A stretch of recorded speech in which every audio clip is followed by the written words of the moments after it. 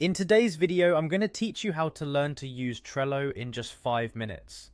Trello is an incredibly versatile tool for managing tasks and projects, and by the end of this short guide, you'll be equipped with the essentials to start organizing your workflow efficiently.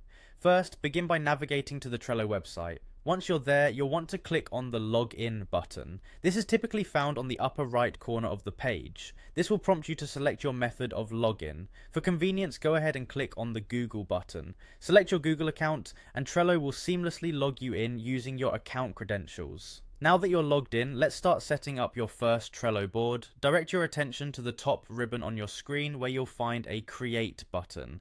Clicking this will open up options for creating a new board. Think of a Trello board as a digital bulletin board displayed on your screen where you can organize all your lists and tasks. Once you click on Create, you're prompted to input a title for your board. Click in the field and type out what you envision your board to encompass. It could be anything from weekly planning to project management, whichever suits your needs.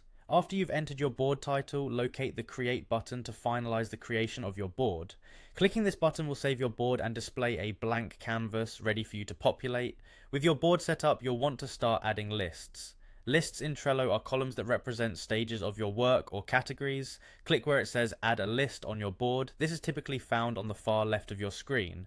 Here you can enter the name of your list, such as To Do, In Progress, or Completed, depending on how you'd like to structure your board. Once named, click Add List to save it. Now, let's populate your list with tasks, or in Trello terminology, cards. Click Add a card under any of your lists. These cards are the individual tasks you'll manage.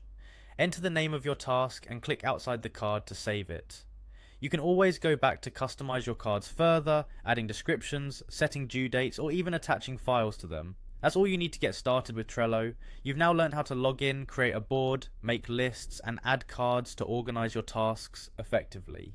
With continuous practice and exploration, you'll discover even more features that Trello offers to enhance your productivity.